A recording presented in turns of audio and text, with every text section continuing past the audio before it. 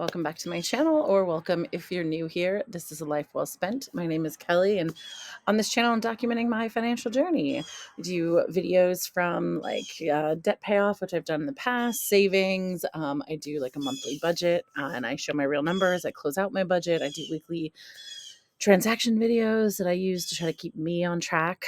And today's video is actually kind of a mid-year update on my savings goals and not even necessarily my savings goals, my money goals and my no buy year, and see how I'm doing kind of at the halfway check mark. I am outside, and if you can hear those things, they're going off. So sorry for that. And it actually,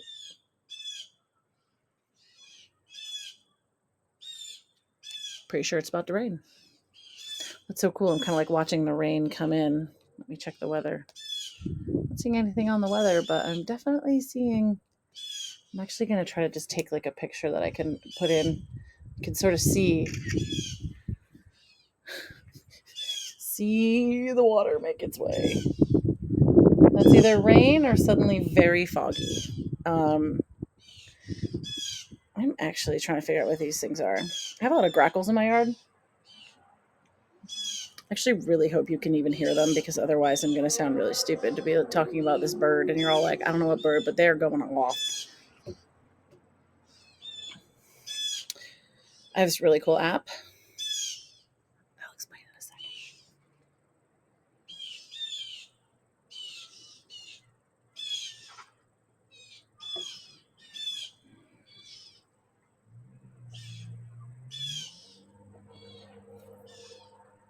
Not the birds I thought they were.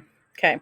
So there's this really cool app called Merlin Bird ID. It's out of the Cornell Ornithology Lab, and like you download maps and you download information based on like where you are, and it takes into consideration like your location and the sounds, and it runs it through like an algorithm or whatever, and it'll tell you what birds you're listening to. So I'm listening to a gray catbird and a blue jay, which is really cool.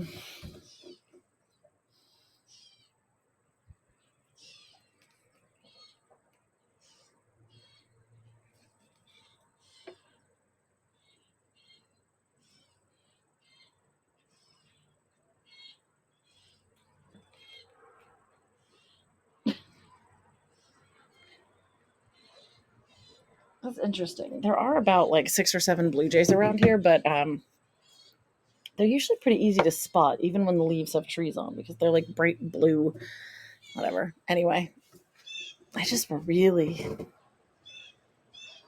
having fun communicating out there. I don't know. I have no explanation for it whatsoever. But oh, there's the wind.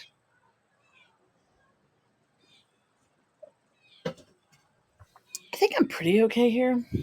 Oh boy. There's the raindrops.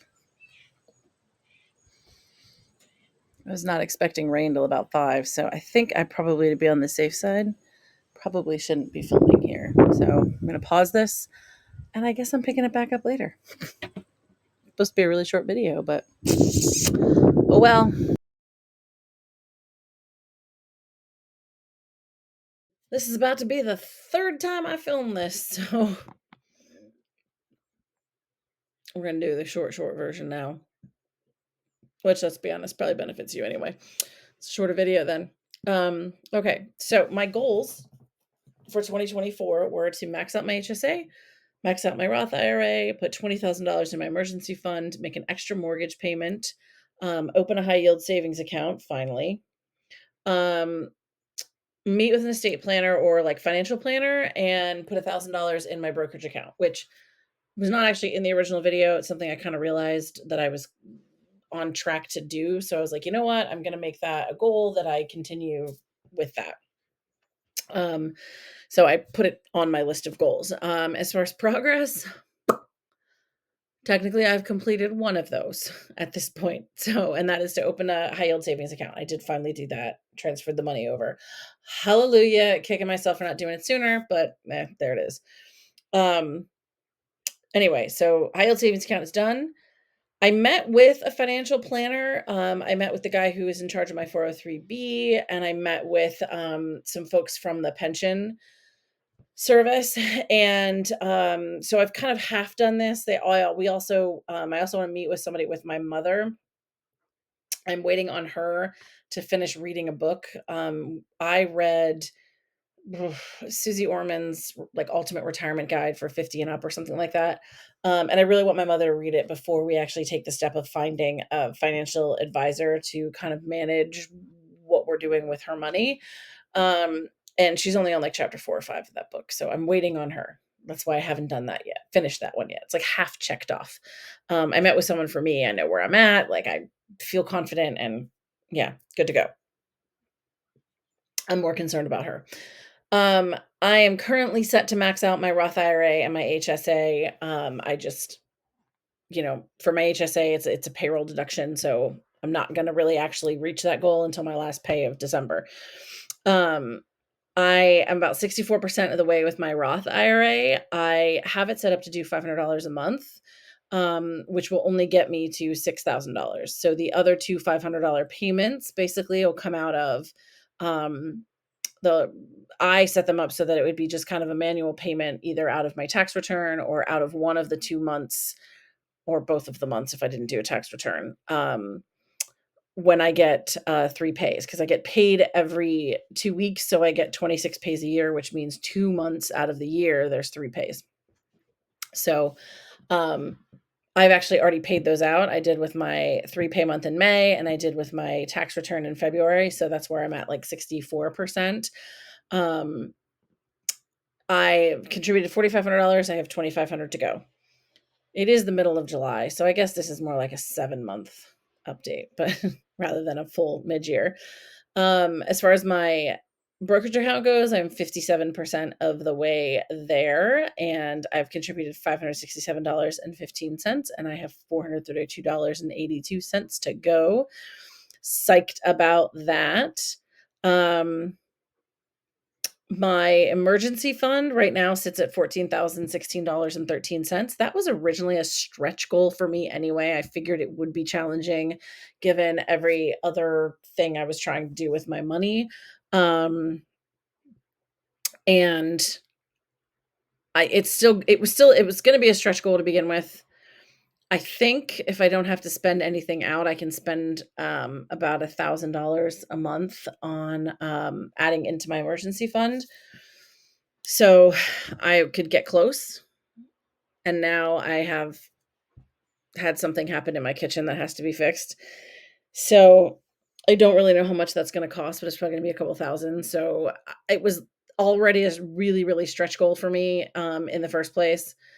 I think that I'm not going to reach it now. And instead of reaching it in like January, it might be like February or March of next year, depending on, I don't have any kind of pricing or any kind of quotes for the work I need to get done, but I need to replace the drop ceiling in my kitchen. So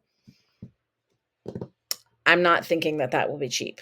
So we'll see how that goes. But yeah, that's going to definitely hinder progress. I do have $1,000 in a house repair fund already saved up, but um, I would imagine it's going to be more than $1,000. So I'm going to have to, pay some money to that, which is less that I have to go to the actual emergency fund, and then I'll have to work to replace the money in the house repair fund. So yeah. Oh well, I guess that happens sometimes. Um yeah, that's where I'm at with my goals. So we will switch gears into my no buy year. So I did a no buy year with a couple of caveats. Um and cuz I've never really been all that keen on them in the first place, but now that I've actually done it, I think it's a good idea. I used to hate it. I used to be like, okay, but if you don't buy any groceries, like you're just going to stock up. So like you're eventually going to buy them. But I think they're more about behavior and more about trying to curb like wasteful spending. So I think that they can actually be really beneficial, right? Even if I never do another one of these again, here's a year where I didn't spend money on this stuff, right? And I kind of view goals the same way. Like I knew $20,000 in my emergency fund was a stretch goal, but like what's the worst case scenario? I try really hard to get to 20,000. I don't meet my goal, but I get to 18,500. Like I had 10,000. Now I have 18,500. Like, okay, I can live with that, right? So, yeah, no by year, same thing. Like, what's the worst thing that happens? That like, oh no, I accidentally violate the rule one time. I was violating these things all the time. So, either way, it's a step in the right direction and it's progress. So I can live with that. So my four no buys were black caffeinated teas, beauty products, hiking slash outdoor gear, and kitchen stuff, because those are the things that want to spend money on. And the beauty stuff is weird because I'm actually not that vain, like at all. Obviously, I don't like put anything on half the time for these. If there's makeup on my videos, it's usually because I was either like coming from somewhere where I had makeup on, or I was going somewhere where I decided to put makeup on. Otherwise, like I just don't. I don't ever want to spend all of my life's energy worried about how people think I look. It's just a waste of all of my mental energy and capabilities. I've just kind of always been like that. But I do want to take care of my skin. I do want my skin to be healthy. I do want my body to be healthy and those sort of things. So I have a tendency to be like, oh, vitamin C serum, it's really good for your skin, or X thing, moisturizer, whatever, really good for your skin. So then I do that. Anyway, I kitchen stuff is always another one that's really hard for me. And is outdoor gear, because I'm always like, ooh, look at that. Outdoor gear and kitchen stuff are kind of in the same category. I'm like,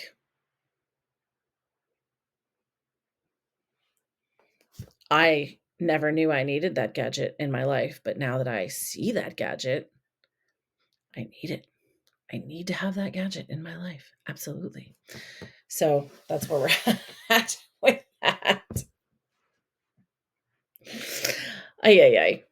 That's my life. But anyway, part of the no buy year, right, is to get you to stop doing that. So kitchen stuff, I did make an exception because I was starting to use some food saver stuff where I can kind of vacuum seal it. And I have this little like handheld one, and it comes with some bags and it comes with some containers, sort of some storage containers. So my only caveats were really if I had to replace the bags, or if I decided that I was using them so much and that I could really use some other of the smaller size. I have like three big containers and I have like two smaller containers, mostly because you can't buy the smaller container without buying like one small, one big. Um, I what I really need is just like two or three to be able to buy two or three of like the smaller ones. But I'm making do so far. When I did this list, I thought that like the more I was using them, the more I would think like, yeah, I really need just like one or two more. So I kind of left that open as an option for me.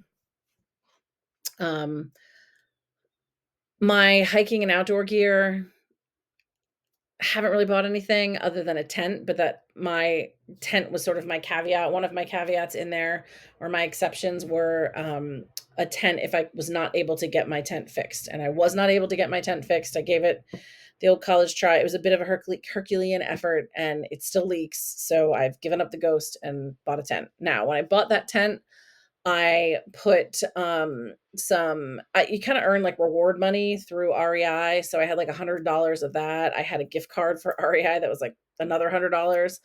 And I used like cashback bonus and things like that. So I never actually had to like take money out of my checking account to pay for it. So I'm glad I've done that. And I waited until they went on sale, their anniversary sale. It was like 30% off or something like that. So I'm happy with that. I can live with that. I ended up not getting my ski goggles replaced because I really only went skiing twice because it was a terrible, terrible winter for skiing. Same thing with telly bindings. I mean, I barely got my skis out in the first place. So I will probably do that next spring, but it just never really came up. So I haven't been really all that great about the hiking. It's not like I've really gone out and just felt myself resisting. I've just not really had the opportunity to spend. So there's that.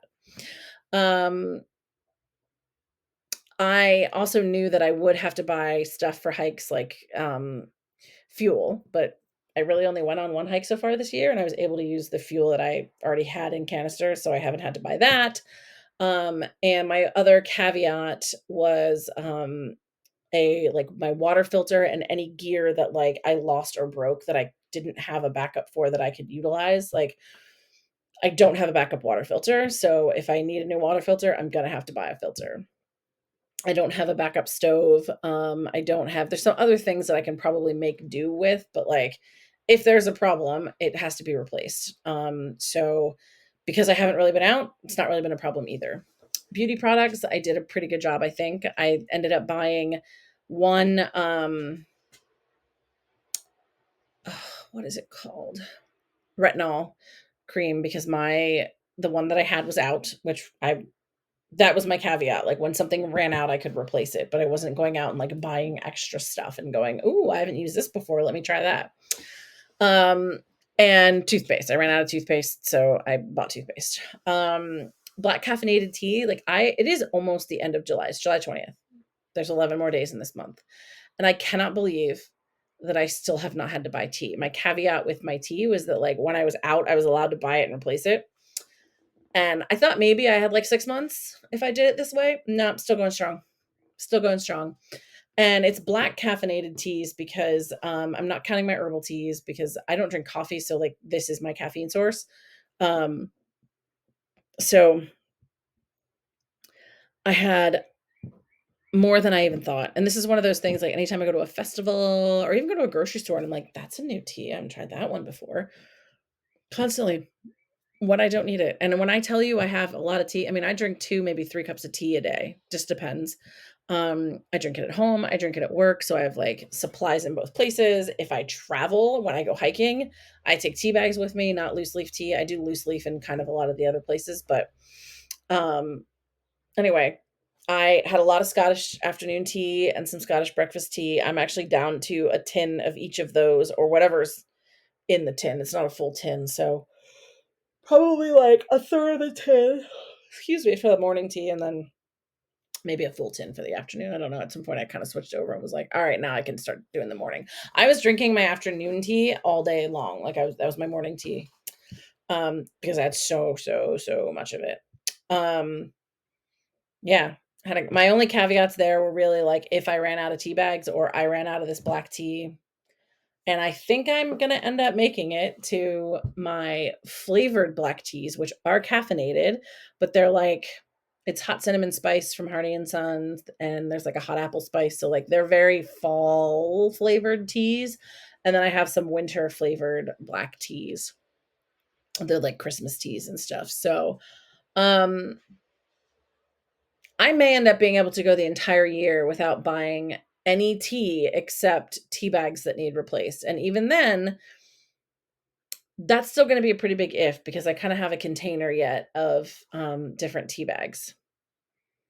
So I may end up going an entire year without having to buy tea because that's how much tea I had, which is just bonkers, just absolute bonkers. But anyway, that's where I am with my mid-year check-in with my no buy list and with my money goals. If you guys are still watching, thanks so much for watching. Talk to you next time. Bye-bye.